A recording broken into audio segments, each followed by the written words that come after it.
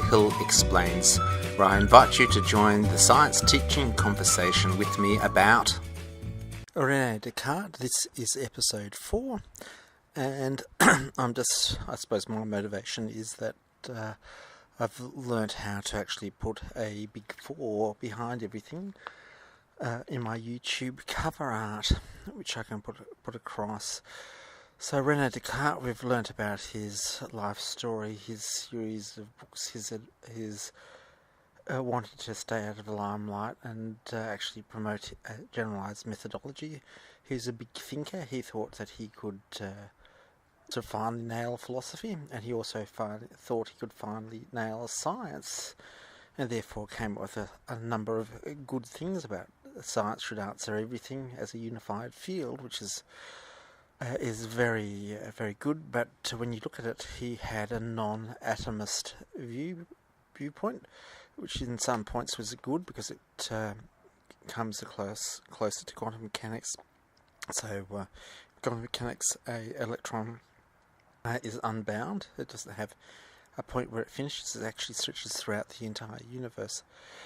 You may not like that. Okay, reading this is 3.2, the mark of truth, and the idea of my reading at this point in time is to get a higher quality and style, listenability, as I just churn through.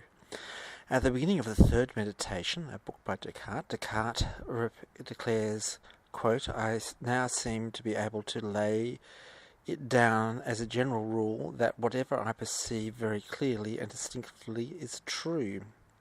Clarity and distinctness of intellectual perception is a mark of truth." In the fifth set of objections to meditations, Cassini suggests that there are difficulties concerning what possible skill or method will permit us to discover that our understanding is so clear and distinct as to be true, to make it impossible that we should not be mistaken. As I objected at the beginning, we are often deceived, and even though we think we know something as clearly and distinctly as anything can possibly be known. Cassini has in effect asked how it is that we should recognize clear and distinct perceptions. If clarity and distinctness is the mark of truth, what is the method of recognizing the clarity and distinctness? In reply, Descartes claims that he has already supplied such a method. Or what could he have in mind? It cannot be a simple belief that one has attained clarity and distinctness, for Descartes himself acknowledges that individuals can be wrong in that belief. Nonetheless, he does offer criterion. We have a clear and distinct perception of something of it. Whether we consider it, we cannot doubt it. That is, in the face of genuine, clear distinction perception, our affirmation of it is so firm that it cannot be shaken, even by concerted effort to call the things thus affirmed in doubt. I must admit that when you're looking at the politics and people who are not, who want to take shortcuts, they really bash you over what they believe is truth, or when you see something truth, they sort of dismiss it. As mentioned in 3.1, Descartes held any act of judgment such as affirmation, "I think therefore I am," involves both an intellect and will. Intellect perceives and represents the content of the judgment, and the will affirms or denies its content. In the face of genuine clarity and distinctness, a great light of intellect is followed by a great inclination of will. The inclination of will is so strong that it amounts to a compulsion we cannot help to affirm. Descartes thus makes unshakable conviction the criterion. Can't someone be unshakably in the conviction merely because they are stubborn? Assuredly so, but Descartes is talking about conviction that remains unshakable in the face of serious, well thought out challenges. And I think, well, my thing is that if someone is avoiding those challenges, you've got to bring their conviction into question. But let's continue. To be immune from a doubt does not mean simply that you do not doubt your proposition, or even that it resists a momentary attempt to doubt. The real criterion for truth is that the content of the proposition is so clearly perceived that the will is drawn to it in such a way that the will's affirmation cannot be shaken even by systematic or sustained doubts of the meditations, perhaps because the process for achieving knowledge of fundamental truths requires sustained systematic doubt. Descartes implies that such doubt should be undertaken only once in the course of a life. Oh dear. Even so, problems remain. Having extracted clarity and distinctness such as criteria of truth at the beginning of the third meditations, the book, Descartes immediately calls it into question. He reintroduces an element of the radical doubt from the first meditation. A powerful God might have created him with, quote, a nature such that I was deceived even in matters which seemed most evident. Descartes therefore launches an investigation of, quote, whether there is a God, and if there is, whether he can be a deceiver. My goodness. In the course of the third meditation, Descartes constructs an argument for existence of God and starts from the fact that he has an idea of an infinite being. The argument is intricate. It involves the metaphysical principle that, quote, there must be at least as much reality in the efficient and total cause as in the effect of that cause, unquote. This principle is put forward as something that is manifest as natural light, which itself is described as a cognitive power whose results are indubitable, like clear, distinct perception. Oh, God, this is a bit wild, away from Maxwell. Descartes then applies that principle not to the mere existence of the idea of God as a state of mind, but to the content of an idea. Descartes characterizes that content is infinite, and then argues that the content that represents infinity requires an infinite being as its cause. Oh dear. He concludes, therefore, that an infinite being or God must exist. He then equates an infinite being with a perfect being and asks whether a perfect being could be a deceiver. He concludes, it is clear enough that he cannot be a deceiver, since it is manifest by the natural light that all fraud and deception depend on some defect. Oh dear. The second and fourth set of objections drew attention to the problematic characteristic of this argument. In other words, in the words of Arnold, and this is him, I have one further worry, namely how the author avoids reasoning in a circle when he says that we are sure that what we clearly and distinctly perceive is true only because God exists, but we can be sure that God exists only because we are clearly and distinctly perceive this. Hence, before we can be sure that God exists, we ought to be able to be sure that whatever we perceive is clearly and evidently true. Good point. This is really disappointing stuff for me. Yeah. Oh dear. But I really love a lot of Rene Descartes. Just love his character and all that type of stuff. Arnold here rises the well-known problem of the Cartesian circle, which has been much discussed by commentators in recent years. Well, there's also Aristotle's got a circle. Most people who come up with a conclusion of God have a circle involved. In reply to Arnold, Descartes claims that he has avoided this problem by distinguishing between present, clear and distinct perceptions and those that are merely remembered. He is not here challenging the reliability of memory. Rather, his strategy is to suggest that the hypothesis of a deceiving God can only present itself when we are not clearly and distinctly perceiving the infinity and perfection of God, because when we are doing that, we cannot help but believe God is no deceiver. It is as if this very evident perception is then to be balanced with an uncertain opinion that God might be a deceiver. The evident perception wins out and doubt is removed. Oh dear, oh God, that's sad. Descartes explicitly responds to the charge of the circularity in the manner just described. Over the years, scholars have debated whether this response is adequate. I don't think so. Some scholars have constructed other responses on Descartes' behalf or have found such responses embedded in his texts at various locations. One type of response appeals to the distinction between natural light and the clear and distinct perception, and seeks to vindicate the natural light without the appeal to God. Another response suggests that, in the end, Descartes was not aiming at metaphysical certainty concerning mind-independent world, but merely at seeking an internally coherent set of beliefs. Frankfurt, 1965. A related response suggests that Descartes was after a mere psychological certainty. The interested reader can follow up the question by turning to the literature here cited. Okay. Building on his claim that clear and distinct perceptions are true, Descartes seeks to establish various results concerning the nature of reality. including the existence of a perfect God as well as the nature of the mind and matter, to which we turn in the next subsection. Here we must ask, what is the human mind that it can perceive the nature of reality? Descartes has a specific answer to this question. The human mind comes supplied with innate ideas that allow it to perceive the main properties of God, infinity and perfection. It's getting close to Plato's theory of the forms. There's a lot of philosophy. There's not a huge breadth of different philosophies out there. The essence of matter and the essence of mind. For readers in Descartes' day, this claim would naturally raise a further question, assuming that those innate ideas concerns external truths about God. Matter and mind, do these truths hold independently of God, or do they instead reflect the contents of God's own intellect?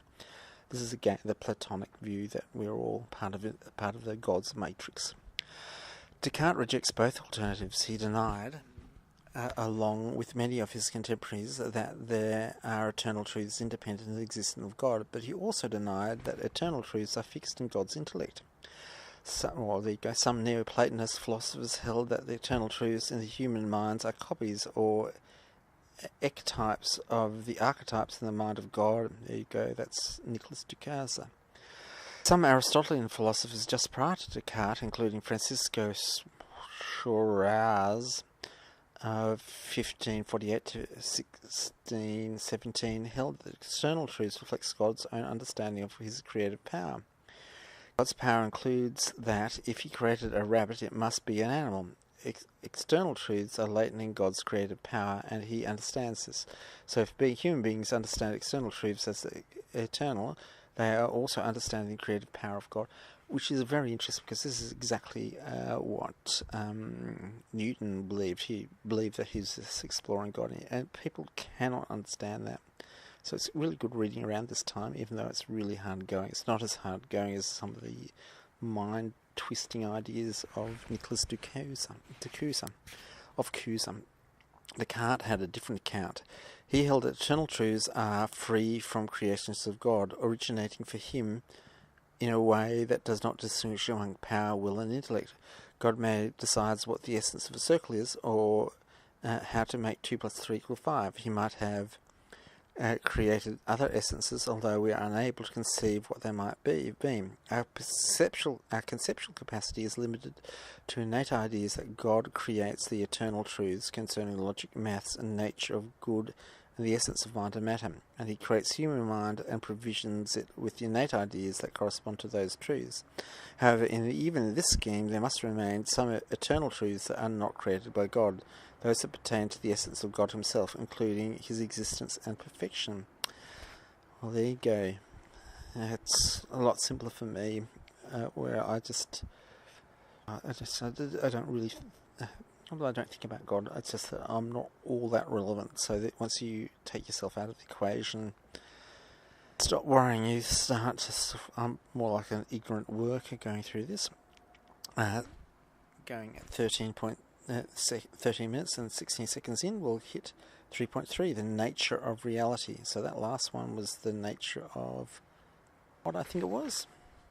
The nature of what makes truth the mark of truth. It's clear and persistent, and something's true if you still believe it's true, no matter how much people tell you things.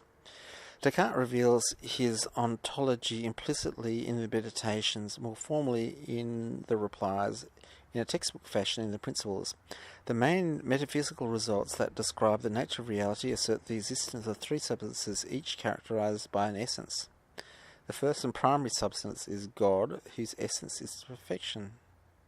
God is the only true substance, that is, the only thing being capable of existing on its own. The other 2 substances are mind and matter, are created by God and can only exist through his ongoing act of preservation and conservation called God's concurrence. Well, that's interesting, mind over matter.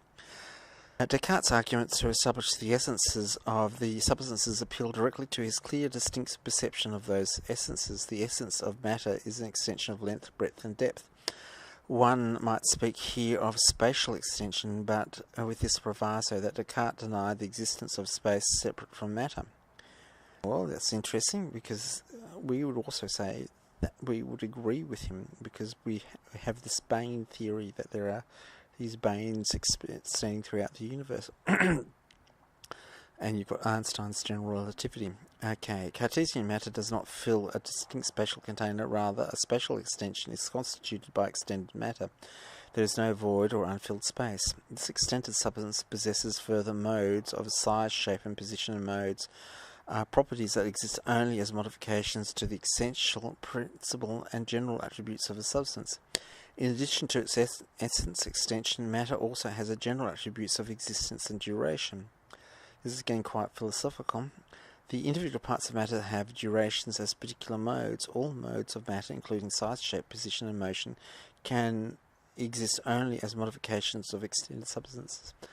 I think that's rather interesting, because if you look at the Higgs boson and the interaction that we are superconducting objects in a Higgs field, it's quite interesting. The essence of mind is thought. Besides existing and duration, minds have two chief powers or faculties previously mentioned, intellect and will. The intellect or perceiving power is further divided into modes of pure intellect, imagination and sense perception. Pure intellect operates independently of the brain or body. Imagination, the sense perception, depends on the body for the operation, as does corporal memory. That's bodily memory. The will is divided into various modes, including desire, aversion, assertion, denial and doubt. These always require some intellectual content, with a pure imaginal sensory upon which to operate. Perhaps for that reason Descartes describes the mind as an intellectual substance. It seems he held the mind essentially has a will, but that intellectual or perceived representational power is more basic, because the will depends on it for operation. What role? I mean, you can see, but because poor Descartes is sort of isolated, so he's expanding, doing a lot of things. So you think of the earlier philosophers had no one around them. I don't know what motivates Descartes. What role does consciousness play in Descartes' theory of mind? Many scholars believe that for Descartes, consciousness is a defining property of mind.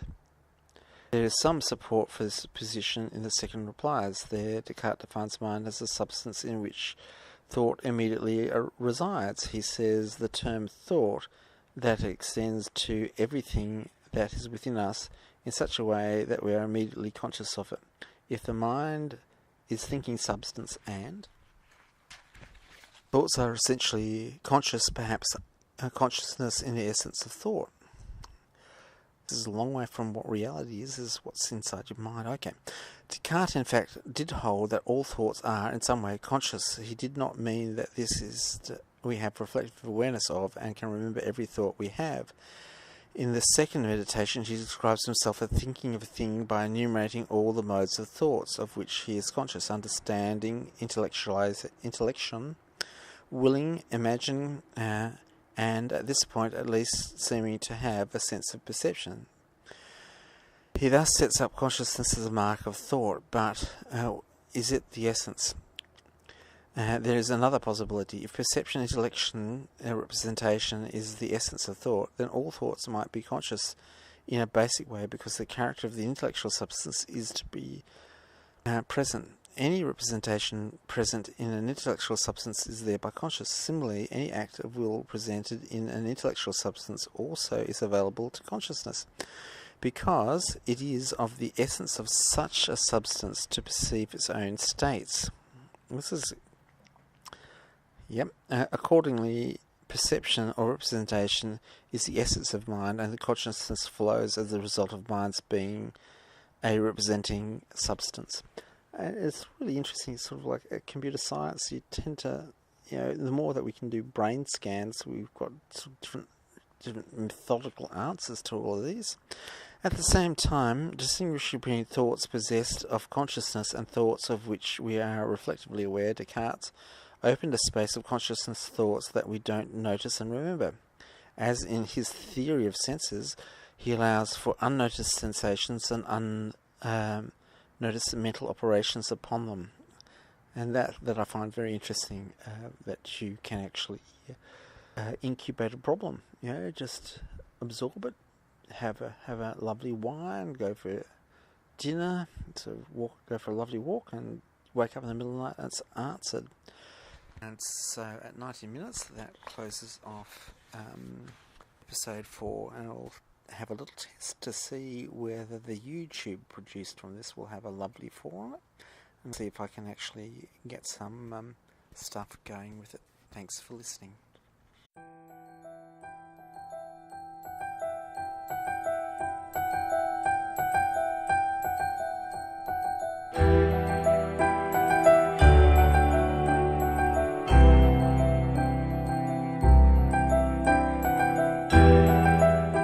Another podcast, another story comes to a close. It's been a pleasure sharing this moment in time with you.